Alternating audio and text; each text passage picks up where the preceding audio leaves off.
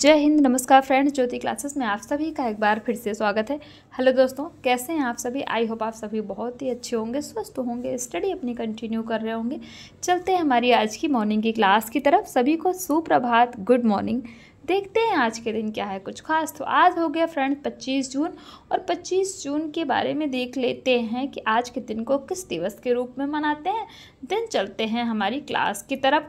तो फ्रेंड्स, आज के दिन हम दो महत्वपूर्ण दिवस सेलिब्रेट करते, ध्यान दीजिएगा। 25 जून के दिन दो इम्पॉर्टेंट डे हम मनाते, वो दो इम्पॉर्टेंट डे देख लेते हैं। तो पहला तो आज के दिन हम अंतर्राष्ट्रीय नाविक दिवस, ध्यान दीजिएगा, अंतर्राष्ट्रीय नाविक दिवस अर्थात इंटरनेशनल डे ऑफ द सेफरर के रूप में मनाते हैं। और जो दूसरा दिवस मनाते हैं तो विश्व विटिलगो डे के रूप में मनाया जाता है। आज के दिन हम विश्व विटिलगो डे के रूप में मनाते हैं। तो ये विटिलगो होता क्या है? तो फ्रेंड्स, विटिलगो जो होता है, आप देखते होंगे कोई कोई लोग होते हैं जिनके शरीर पे अलग अलग तरह से सफ़ेद सफ़ेद से दाग होते हैं ना, सफ़ेद दाग जो होते हैं, उसी को विटिलगो कहा जाता है। तो आज के दिन हम विटिलगो डे और अंतर्राष्ट्रीय नाविक दिवस के रूप में मनाते हैं। तो फ्रेंड्स, विटिलगो डे मनाने का उद्देश्य क्या है? तो इस दिन को मनाने का उद्देश्य यह है कि सफ़ेद दाग के बारे में जागरूकता बढ़ाना और इस बीमारी से जितने भी लोग पीड़ित हैं उन लोगों को सामाजिक स्वीकृति दिलाने के लिए यह दिन मनाया जाता है। कौन सा दिन? विटिलगो दिवस। तो ये तो हमने देख लिया कि आज के दिन को हम किस दिवस के रूप में मनाते हैं। ध्यान दीजिएगा, पहला हमने देखा आज के दिन हम अंतर्राष्ट्रीय नाविक दिवस, और दूसरा हमने देखा आज के दिन हम विटिलगो दिवस के यानी कि विश्व विटिलगो दिवस के रूप में मनाते हैं। विटिलगो होता क्या है? सफ़ेद दाग, जो कि हमने आपको बता दिया। आई होप आपने अच्छे से जो है समझा होगा जो भी हमने आपको समझाया।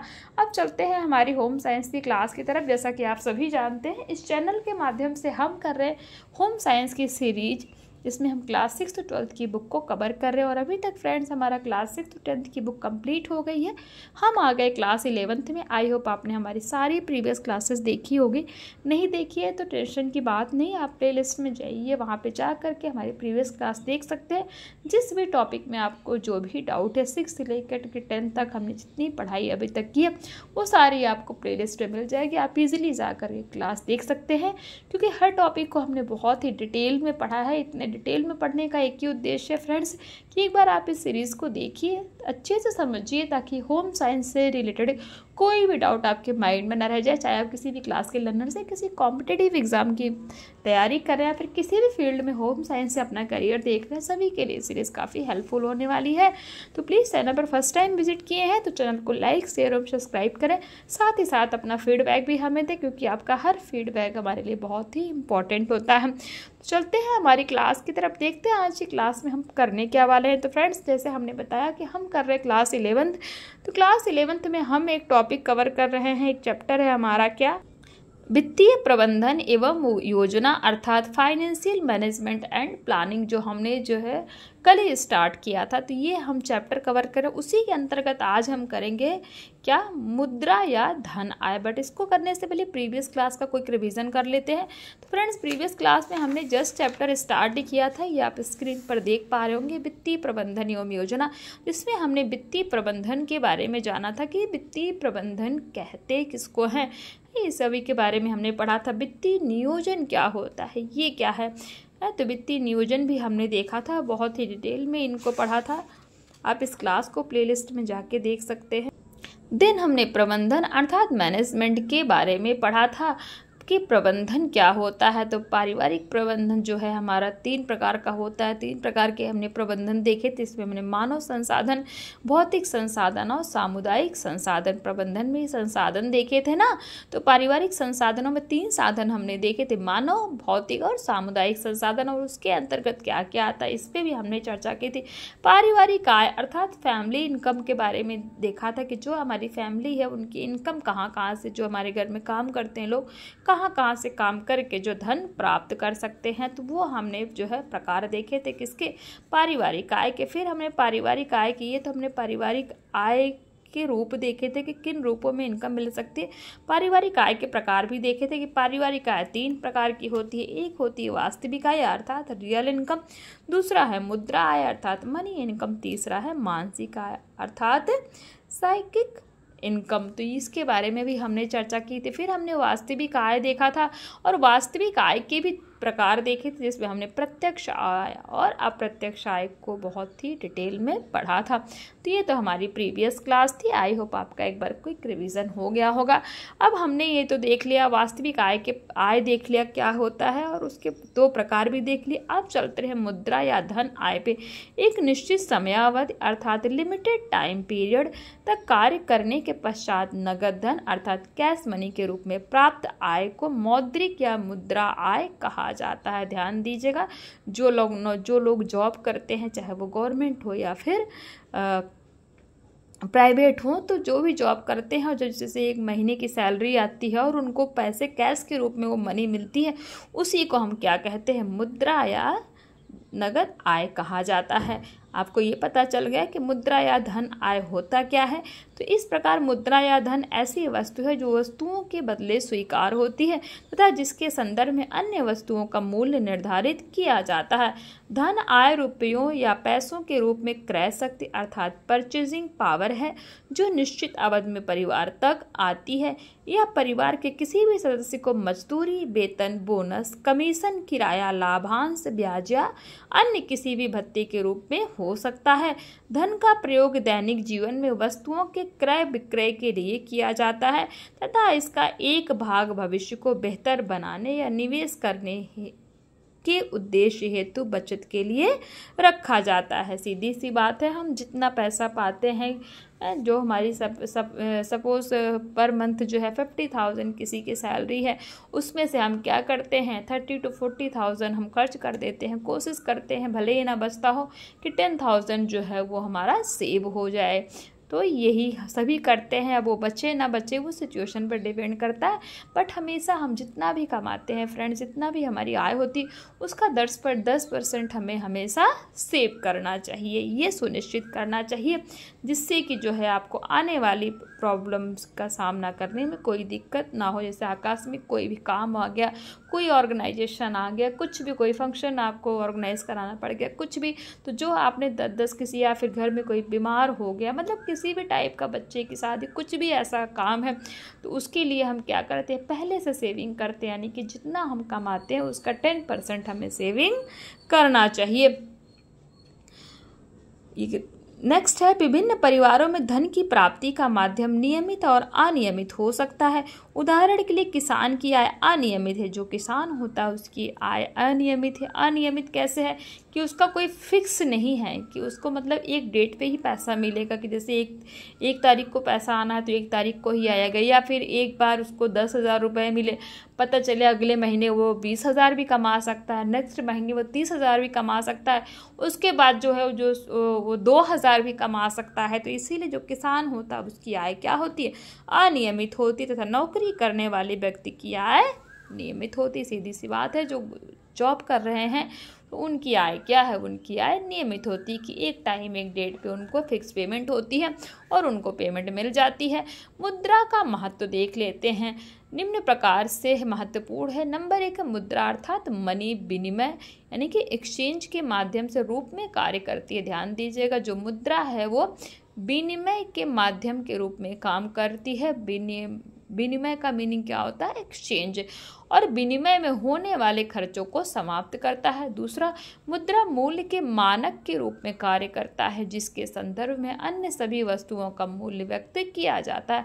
तीसरा है, मुद्रा विभिन्न प्रकार के लेन देन का कार्य करती है, इससे लेन देन का जोखिम कम होता है तथा बजट यानी कि सेविंग और निवेश अर्थात इन्वेस्ट को बढ़ावा मिलता है।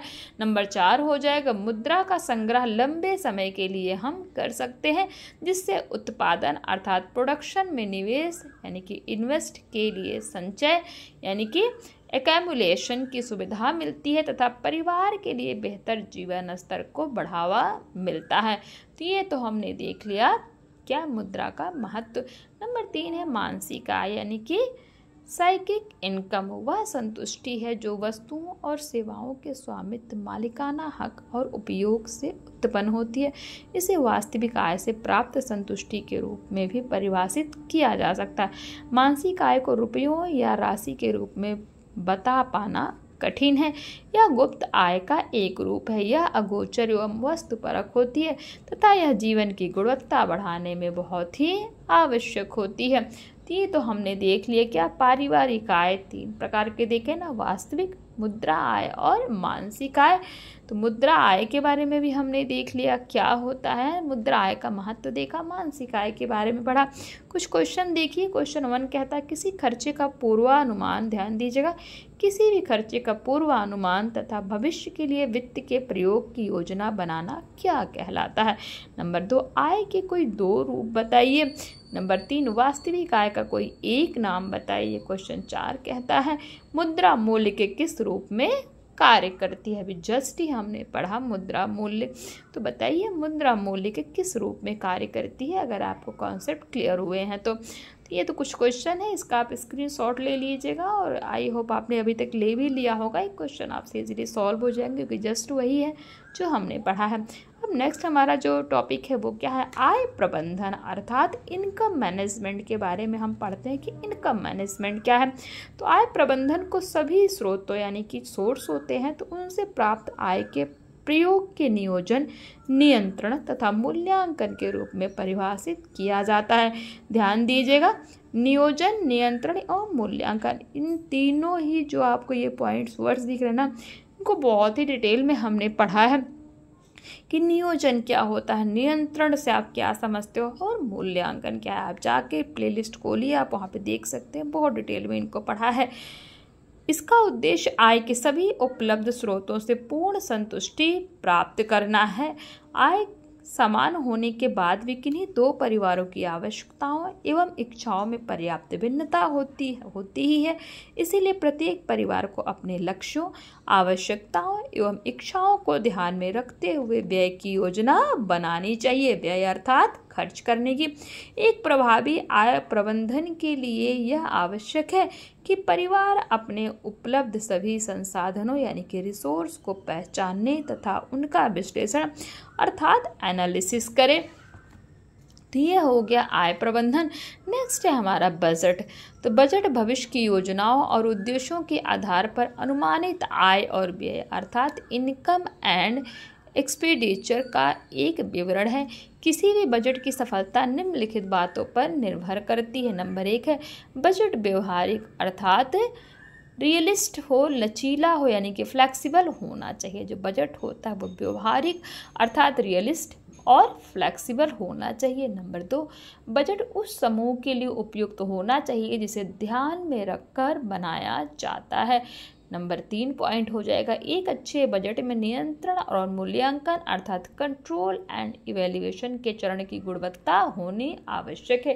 यानी कि एक अच्छा बजट तब भी जैसे हम घर के लिए बजट बनाते हैं ना, सपोज महीने का जो भी हमारा एक बार राशन हो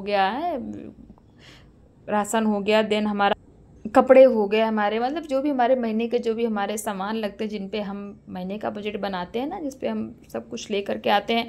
तो जब महीने का बजट बनाते हैं तो उस पे हमारा जो सबसे इम्पोर्टेंट क्या है, कंट्रोल एंड इवैल्यूएशन अर्थात मूल्यांकन एवं नियंत्रण की गुणवत्ता उसमें होनी चाहिए।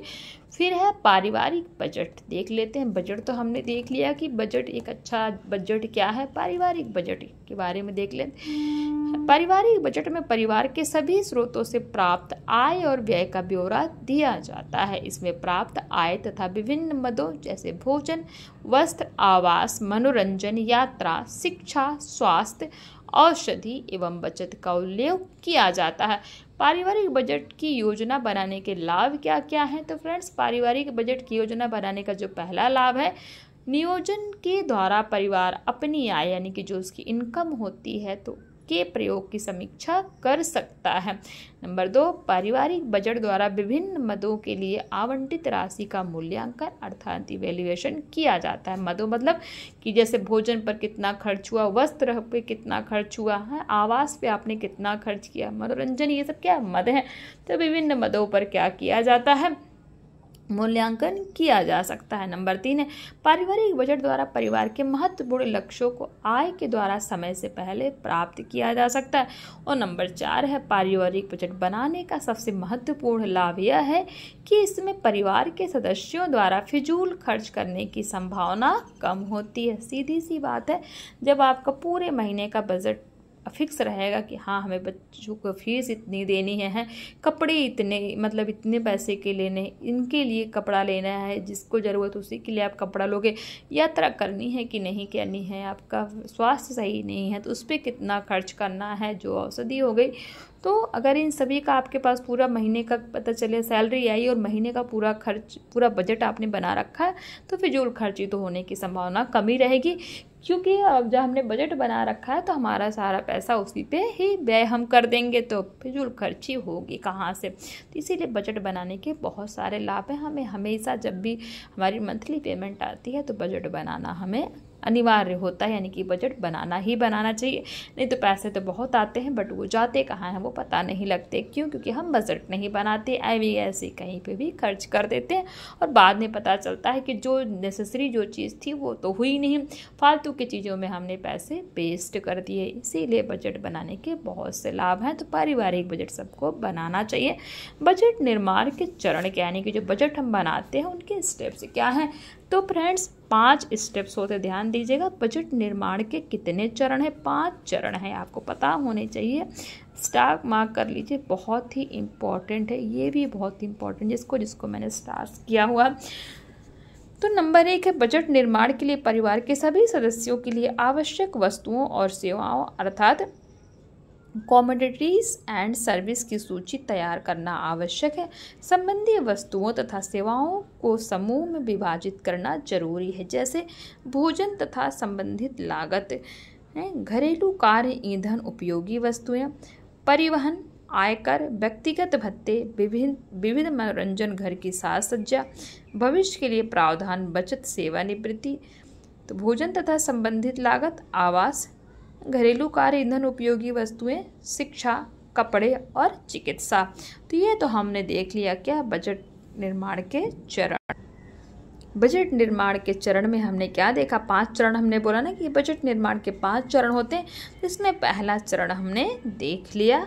आई होप ये आपको समझ में आया होगा। नहीं समझ में आया तो आप कमेंट करके पूछिए, आपको इसका जो है और भी डिटेल में आपको पढ़ाया जाएगा। नंबर 2 है प्रत्येक वर्गीकरण के तहत सभी मदों की लागत का पूर्व आकलन करना आवश्यक है। इन अनुमानों को बनाते समय सामान्य बाजार प्रवृत्तियों को भी ध्यान में रखना आवश्यक है। उदाहरण के लिए यदि कीमतों में वृद्धि होती है तो इस वृद्धि को ध्यान में रखते हुए बजट में पर्याप्त परिवर्तन की गुंजाइश होनी चाहिए। तीसरा जो चरण है कुल संभावित आय का अनुमान करना आवश्यक, यानी कि आपको पता होना चाहिए कि आपको मंथली कितनी इनकम आपकी होती है, तो इसका आपको अनुमान होना आवश्यक है। आय को सुनिश्चित आय अर्थात एश्योर्ड इनकम और संभावित आय अर्थात पॉसिबल इनकम में बांट सकते हैं। बजट द्वारा यह पूर्व निश्चित किया जाना चाहिए कि सुनिश्चित आय द्वारा केवल मूलभूत आवश्यकताओं की पूर्ति को ध्यान में रखा जाए तथा संभावित आय से प्राप्त धन से अच्छी लेकिन आवश्यक नहीं वस्तुएं प्राप्त की जाएं। चौथा जो चरण है कुल संभावित आय तथा व्यय के बीच संतुलन बनाए रखना आवश्यक है। कभी कभी व्यय आय से अधिक हो जाता है, जैसे कि हमारी पेमेंट मान लो मंथली 50,000 आई और हमने खर्च कितना कर दिया 80,000 या फिर 60,000 कर दिया, तो हमारा जो व्यय है वो क्या है, आय से अधिक हो गया ना। तो इसे 2 तरीकों से संतुलित किया जा सकता है। कैसे? पहले आय में वृद्धि द्वारा, यानी कि अतिरिक्त कार्य करके, यानी कि जैसे आपने 60 to 70,000 खर्च कर दिया और आपने 50,000 आपकी पेमेंट आई, तो आपको नेक्स्ट मंथ करना है क्या, या तो आप ये कर सकते हैं कि आप 50 से जो है 70,000 तक आप कमा सकते हैं अपना जो है ओवर टाइम करके, या फिर खर्चों में कमी द्वारा, यानी कि आप जो है नेक्स्ट मंथ क्या करेंगे कि जो आपके फिजूल के खर्चे यानी कि अपने खर्चों में आप कमी के द्वारा इसको संतुलित बना सकते हैं। किसको? जब आपने आय से अधिक व्यय कर दिया हो, यानी कि जितनी आपकी इनकम है उससे ज़्यादा आपने स्पेंड कर दिया है। तो 2 तरीके आपने देख लिए। जो 5वां चरण है बजट के सफल होने के लिए आवश्यक है कि बनाई गई योजनाओं की जाँच की जाए। निम्नलिखित कारकों को ध्यान में रखकर योजनाओं की जाँच की जानी चाहिए। पहला, परिवार की आवश्यकताओं की पूर्ति करके पॉइंट 2 बजट में आपात स्थिति अर्थात इमरजेंसीज का प्रावधान होना आवश्यक है। यानी कि आपको जब मैंने बोला ना कि 10% जो है आपको अपनी सैलरी का बचाना चाहिए, वो किस लिए रखते हैं हम, कोई हमने फंक्शन ऑर्गेनाइज कराना है, कोई इमरजेंसीज आ गई है तो उसके लिए किसी से हमें पैसे बोरो ना करने पड़े, उधार ना लेने पड़े, तो उसके लिए जो बजट में आपात स्थिति अर्थात इमरजेंसीज का प्रावधान होना आवश्यक है। आपात स्थिति के लिए अलग से संयुक्त निधि का प्रावधान होना आवश्यक है। तीसरा है बिल या ऋण का सही समय पर भुगतान करना। चौथा राष्ट्रीय यानी कि नेशनल तथा अंतर्राष्ट्रीय अर्थात इंटरनेशनल स्थितियों पर विचार करना आवश्यक है। पांचवा हो गया परिवार के दीर्घकालीन लक्ष्यों अर्थात फ्यूचर एम्स की पहचान की जाती है। तो ये तो हमने देख लिए 5 चरण बजट निर्माण के। आई होप ये आपके क्लियर हो गए होंगे। तो आज की क्लास को फ्रेंड्स यहीं तक करते हैं। नेक्स्ट क्लास में हम चर्चा करेंगे धन प्रबंधन में नियंत्रण पर। आई होप आज की क्लास आपको समझ में आई होगी, कॉन्सेप्ट्स क्लियर हुए होंगे। फिर भी कोई डाउट है तो आप कमेंट करके पूछ सकते हैं, आपके हर डाउट लेने का प्रयास किया जाएगा। तो मिलते हैं हमारी नेक्स्ट क्लास में। क्लास अगर समझ में आई हो तो प्लीज़ जाते जाते चैनल को लाइक शेयर और सब्सक्राइब करिए और बेल आइकन अवश्य प्रेस कीजिए। और हाँ फ्रेंड्स, बहुत इंपॉर्टेंट, मैं बार बार आपसे कहती हूँ, राय अपनी अवश्य बताया करिए। आप लोग रिस्पॉन्स नहीं करते हैं तो रिस्पॉन्स किया करिए, उससे मुझे बहुत मोटिवेशन मिलता है, मैं बहुत मोटिवेट होती हूँ। आपके रिस्पॉन्स जो भी है, अच्छा है बुरा है, जो भी समझ में आ रहा है नहीं आ रहा, जैसा भी आपको फील होता है क्लास को देख करके, आप जो है प्लीज़ रिस्पॉन्स कीजिए, बट रिस्पॉन्स अवश्य किया करिए, कुछ तो कमेंट करके बताया करिए। तो मिलते हैं हमारी नेक्स्ट क्लास में, तब तक के लिए जय हिंद, नमस्कार। हंसते रहिए, मुस्कुराते रहिए, एक दूसरे की हेल्प करते रहिए। धन्यवाद।